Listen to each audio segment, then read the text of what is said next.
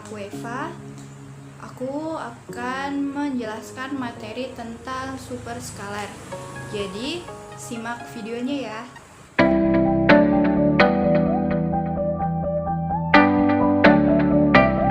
Superskalar. Jadi, superskalar adalah istilah bagi prosesor yang mampu melakukan banyak instruksi setiap siklusnya dengan menggunakan teknik people learning. Standar people learning yang digunakan adalah untuk pengolahan bilangan matematika integer. Bilangan matematika integer itu adalah bilangan bulat atau bilangan yang tidak memiliki pecahan. Kebanyakan CPU memiliki kemampuan pengolahan floating point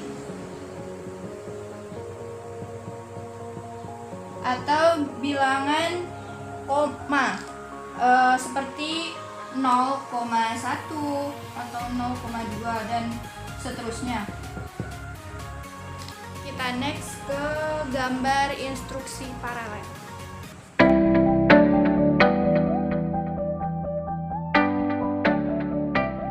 Jadi saya akan menjelaskan tentang gambar instruksi paralel. Nah, yang pertama ini adalah single scalar.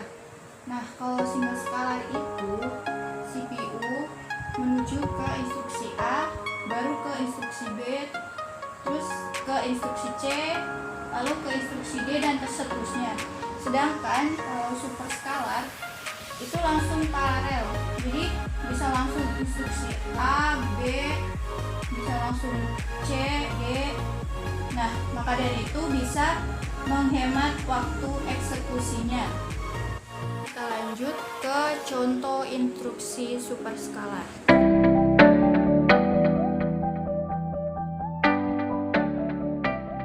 Oke, kita lanjut ke contoh instruksi superskalar. Jadi, contoh instruksi superskalar itu adalah add R1, R2, R3. Jadi, misalkan instruksi yang akan menambahkan isi register R1 dan menempatkan jumlahnya ke R3. Jadi jumlahnya taruh sini.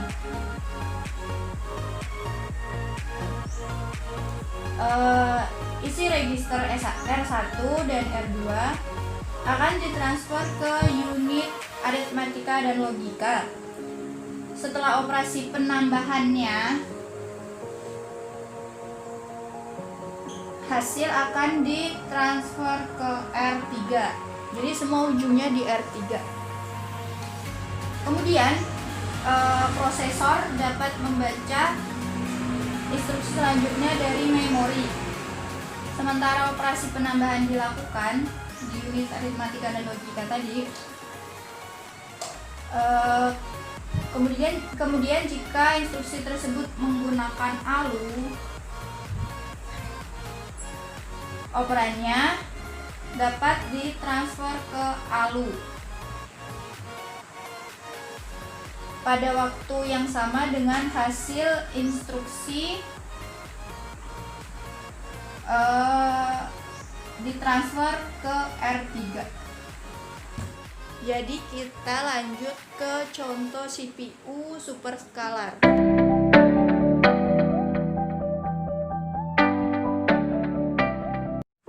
Oke, jadi kita next ke contoh CPU.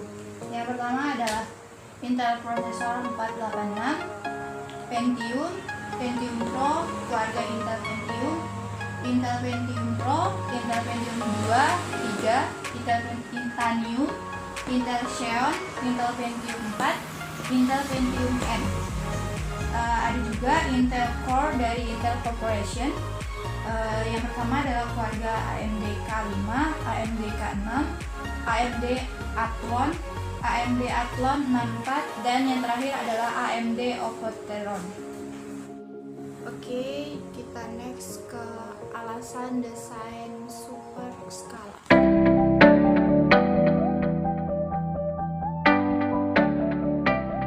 Oke, kita akan bahas tentang alasan desain superskalar. Ada dua, yaitu satu, sebagian besar operasinya menggunakan besaran atau nilai skalar. Yang kedua, operasi skalar maksudnya superskalar memungkinkan peningkatan kinerja sistem hingga level tertentu. Jadi CPU tuh bisa meningkat kinerjanya. Oke, kita next ke kelemahan superskalar.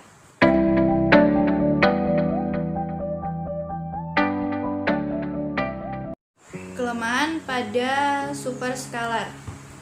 Kemampuan dari superskalar dapat dilihat dari banyak instruksi yang dapat diproses secara paralel. Permasalahan ketergantungan yang ada pada suatu instruksi, kemampuan dari superskalarnya adalah ada 4. Yang pertama, ketergantungan data. Yang kedua, ketergantungan prosedural. Ketiga, ketergantungan sumber unit. Keempat, ketergantungan output dan anti ketergantungan. Sampai sekarang belum ada komputer yang mampu mengatasi secara total. Bagaimanapun, komputer akan menemukan beberapa ketergantungan dalam menyelesaikan suatu program. Terima kasih sudah menyimak video saya. Kurangnya materi yang saya sampaikan, saya mohon maaf. Saya akhiri.